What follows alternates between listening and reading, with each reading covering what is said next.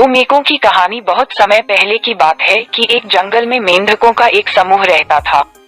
एक दिन सभी मेंढकों ने ये तय किया कि आज हम पूरे जंगल की यात्रा करते हैं। सभी मेंढक यात्रा करने के लिए तैयार हो गए। इसके बाद यात्रा करते हुए समूह में से दो मेंढक गहरे गड्ढे में गिर जाते हैं, जिसके बाद दोनों मेंढक बाहर निकलने का काफी प्रयास करते हैं, लेकिन दोनों में से कोई भी बाहर नहीं निकल पाता। ये सब देखकर गड्ढे के बाहर उन दोनों मेंढकों के साथी तेज आवाज में चिल्ला रहे थे और आपस में बात करते हुए ये बोल रहे थे कि तुम्हारी कोशिश करना बेकार है। तुम कितनी भी कोशिश कर लो, गड्ढे से बाहर नहीं निकल पाओगे। गड्ढे में मौजूद दोनों मेंढकों में एक मेंढक गड्ढे के बाहर सभी मेंढकों की यह बातें सुन रहा था। ये बातें सुनकर गड्ढे में मौजूद मेंढक बहुत निराश हुआ और गड्ढे से बाहर निकलने का प्रयास छोड़ दिया और निराश होकर अपने प्राण त्याग दिए। परंतु दूसरा मेंढक अभी भी पूरी तरह से गड्ढे बाहर निकलने की कोशिश करने में लगा हुआ था और गड्ढे के बाहर मौजूद सभी मेंढक उसका मजाक बना रहे थे और हंस रहे थे। बार बार प्रयास करने के बाद दूसरे मेंढक ने एक लंबी छलांग लगाई और गड्ढे से बाहर निकल गया। समूह के सभी मेंढक ये देखकर हैरान रह गए। जब सबने पूछा कि उसने ये कैसे किया, तो उस मेंढक ने जवाब दिया, वह बहरा है और वह बाहर निकलने की कोशिश कर रहा था कि उसे लगा बाकी सभी मेंढक उसे उत्साहित करने के लिए उछल रहे हैं। कहानी की सीख। उपरोक्त मेंढक की कहानी हमें सिखाती है, हमें जीवन में किसी की भी नकारात्मक बात नहीं सुननी चाहिए। दूसरों की नकारात्मक बातों में ध्यान देने की बजाय अगर हम सकारात्मक सोच के साथ प्रयास करें तो अपने कार्य में सफल हो सकते हैं। लालची लोमड़ी की कहानी। लालची लोमड़ी की कहानी में ये है कि एक बार की बात है, एक जंगल में एक चालाक लोमड़ी रहा करती थी। गर्मियों के दिन थे और वह भूख से परेशान होकर जंगल में भटक रही थी। बहुत देर जंगल में भटकने के बाद लोमड़ी को एक खरगोश मिला, लेकिन खरगोश मिलने के बाद लोमड़ी ने खरगोश को खाने की बजाय उसे छोड़ दिया, क्योंकि वह इतना छोटा था कि उसे खाने से लोमड़ी का पेट कहाँ भरने वाला था। इसके बाद लोमड़ी आगे बढ़ी, फिर से जंगल में भटकने लगी। कुछ देर जंगल में भटकने के बाद भूखी लोमड़ी को एक हिरण दिखा। हिरण को देखते ही लोमड़ी के मुंह में पानी आ गया। लोमड़ी हिरण को पकड़ने के लिए उसके पीछे दौड़ने लगी। लोमड़ी ने अपनी पूरी ताकत से हिरण का पीछा किया, पर हिरण लोमड़ी की पकड़ में नहीं आया। अब लोमड़ी खाने की तलाश में बहुत ही थक चुकी थी। जब लोमड़ी के हाथ हिरण भी नहीं लगा तो लोमड़ी सोचने लगी कि इससे अच्छा होता वह छोटे से खरगोश को ही खा लेती जिसको उसने छोड़ा था। कुछ देर आराम करने के बाद लोमड़ी खरगोश को ढूंढने के लिए फिर से जंगल में भटकने लगी। जंगल में खरगोश को ढूंढते हुए लोमड़ी वहां पहुंची जहां उसने खरगोश रैबिट को देखा था, लेकिन लोमड़ी को वहां खरगोश नहीं दिखा। थक हार कर लोमड़ी को अपनी गुफा में लौटना पड़ा, जिसके बाद कई दिनों तक भूखी लोमड़ी अपनी गुफा में भूखा रहना पड़ा और बहुत दिन बीत जाने के बाद लोमड़ी को खाना मिला। कहानी की सीख। उपरोक्त लोमड़ी की कहानी से हमें ये शिक्षा मिलती है कि हमें लालच नहीं करना चाहिए। यदि लालच किए बिना संतोषी जीवन जीते हैं तो आप सुखी रहते हैं। हिंदी में लालच गीदी के प्रसिद्ध मुहावरा भी है कि लालच बुरी बला है। प्यासे कौवे की कहानी। दोस्तों, एक बार की बात है कि बहुत तेज चिलचिलाती गर्मी पड़ रही थी। दोपहर का समय था। इस गर्मी भरी दोपहर में एक कौवा प्यास के मारे पानी की तलाश में भटक रहा था। बहुत से जगह ढूंढने के बाद भी कौवे को पानी नहीं मिला। पानी की तलाश में कौवा उड़ता ही जा रहा था। पानी की तलाश में उड़ते हुए प्यासे कौवे की नजर एक पानी से भरे घड़े पर पड़ी।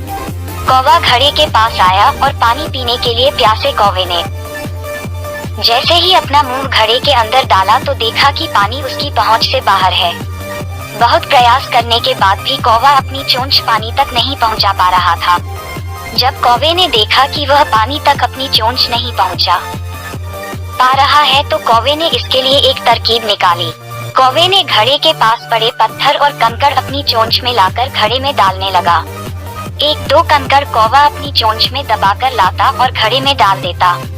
पत्थर और कंकड़ डालने से घड़े का पानी ऊपर आने लगा।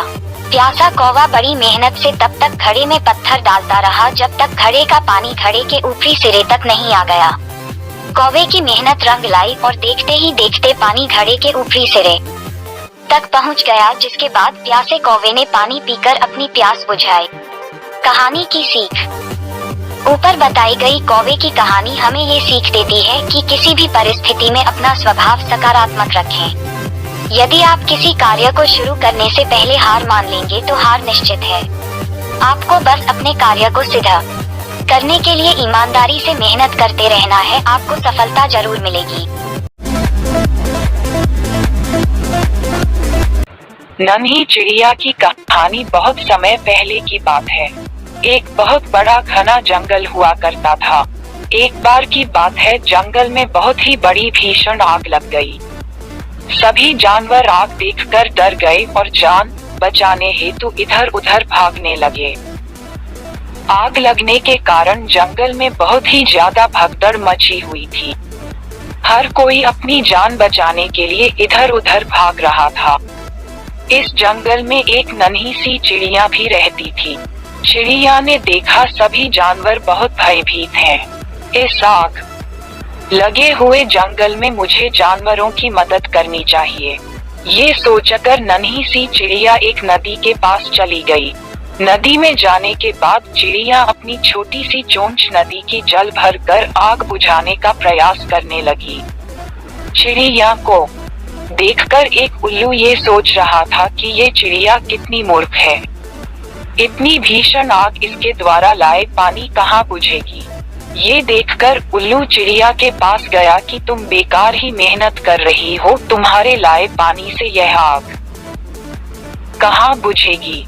इस पर चिड़िया ने बड़ी ही विनम्रता से जवाब दिया कि मुझे बस अपना प्रयास करते रहना है, चाहे आग कितनी भी भयंकर हो। ये सुनकर उल्लू बहुत ही ज्यादा प्रभावित हुआ और चिड़िया के साथ आग बुझाने में लग गया। कहानी की सीख।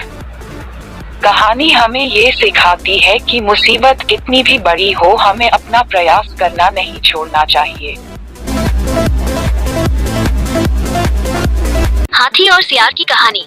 एक जंगल में एक हाथी और एक सियार रहता था। जंगल में सियार भूख से इधर उधर भटक रहा था। वन में घूमते घूमते सियार एक जगह पर आया जहां उसने हाथी को देखा। हाथी को देखते ही सियार के मुंह में पानी आ गया। सियार हाथी को खाने के बारे में सोचने लगा। ये सोचकर सियार हाथी के पास गया। हाथी के पास जाकर सियार बोला, हाथी, इस जंगल में बहुत से जानवर रहते हैं, लेकिन कोई भी जानवर आपसे ज्यादा बड़ा और समझदार जानवर नहीं है। क्या आप जंगल का राजा बनना पसंद करोगे? सियार की यह बात हाथी को अच्छी लगी। हाथी ने सियार को जंगल का राजा बनने के लिए हाँ बोल दिया। हाथी के हाँ बोलने पर सियार ने बोला, आप मेरे साथ चलो। खुशी से फुलाना समा रहा हाथी सियार के साथ चल दिया। सियार हाथी को एक तालाब के पास ले गया। सियार बोला, आप तालाब में नहाने के लिए उतर जाओ। तालाब में बहुत ही दलदल था। राजा बनने की खुशी में हाथी तालाब में उतर गया। तालाब में उतरते हाथी धंसने लगा। हाथी सियार से बोला कि ये तुम मुझे कैसे तालाब में ले आए, मैं इसमें धंसता ही जा रहा हूँ।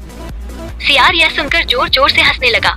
सियार बोला कि मैं तुम्हें अपना शिकार बनाना चाहता था, इसलिए मैं तुम्हें इस तालाब में लाया। ये सुनकर हाथी मायूस होकर रोने लगा। हाथी ने तालाब से बाहर निकलने का बहुत प्रयास किया, लेकिन बाहर नहीं निकल पाया। धीरे धीरे हाथी दलदल में धंसने लगा। हाथी को दलदल में फंसा देख सियार हाथी को खाने के लिए तालाब में उतर गया, जिसके बाद सियार के साथ साथ हाथी भी दलदल में फंसकर मर गया। कहानी की सीख। उपरोक्त कहानी से हमें ये शिक्षा मिलती है, जो दूसरों के लिए गड्ढा खोदता है वो स्वयं भी उस गड्ढे में गिरता है। भेदिये और सारस की कहानी। एक बार की बात है, जंगल में एक भेदिया बहुत ही भूखा प्यासा भटक रहा था। बहुत देर भूखा प्यासा भटकने के बाद भेदिये को शिकार के लिए एक जानवर दिखा और भेदिये ने जानवर को मारकर खा लिया। जब भेदिया जानवर को खा रहा था तो भेदिये के गले में जानवर की हड्डी फंस गई। बहुत प्रयास करने के बाद भी भेदिये के गले से हड्डी नहीं लगी। गली में हड्डी को लेकर परेशान होने के बाद इधर उधर घूमने लगा कि कोई गले से हड्डी निकलने में मेरी मदद कर दे, पर कोई भी जानवर भेदिये की मदद करने को तैयार नहीं था। बहुत देर तक भटकने के बाद भेदिये को एक सारस स्टोरका मिला। भेदिये अपनी सारी समस्या सारस को बताई। इसके बाद सारस ने कहा कि अगर मैं तुम्हारी मदद करूं तुम मुझे क्या दोगे? जिसके बाद भेदिये ने कहा, अगर तुम मेरी मदद करते हो मैं तुम्हें इनाम दूंगा। इनाम के लालच में सारस भेदिये की मदद को तैयार हो गया। अब सारस ने अपनी लंबी चोंच को भेदिये के मुंह में डालकर गले में फंसी हड्डी को बाहर निकाल दिया।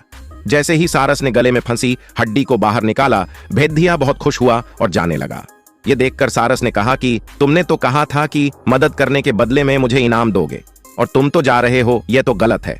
इसके बाद भेड़िए ने सारस से कहा कि तुमने मेरे मुंह में अपनी गर्दन डाली और इसके बाद तुम सही सलामत बचे हुए हो, यही तुम्हारा इनाम है। ये सुनकर सारस बहुत दुखी हुआ। कहानी की सीख। इस कहानी से हमें यह सीख मिलती है कि हमें स्वार्थी लोगों का साथ नहीं देना चाहिए। जीवन में हमेशा स्वार्थी लोगों से सावधान रहें। बिल्लियों और कछुआ की कहानी, the story of the cats and the turtle. एक बार की बात है, एक छोटे से गांव में कुछ बिल्लियां, कैट्स और एक कछुआ, टर्टल, मिलकर खेत में काम कर रहे थे। वे एक साथ अपने काम को पूरा करने के लिए काम कर रहे थे और उनमें एक सजीव दोस्ती का रिश्ता था। एक दिन जब वे काम कर रहे थे, एक बहुत तेज और गर्वीला बिल्ला उनके पास आया। वह बिल्लियों के साथ मजाक करने लगा और कहने लगा, तुम लोग कितने मंदगति से चलते हो, मैं तो इतनी तेज दौड़ सकता हूँ कि तुम सभी को पीछे छोड़ दूंगा। कछुआ, जो हमेशा धीरे धीरे चलता था, खामोश रहा और उसने कहा, हम सभी अपने तरीके से अपना काम कर रहे हैं और हम सब एक साथ आगे बढ़ रहे हैं। बिल्लियों का एक लोग मुस्कुराया और बोला, इस छुटिया कछुआ के साथ दौड़ का इंतजाम करो, देखते हैं कौन जीतता है।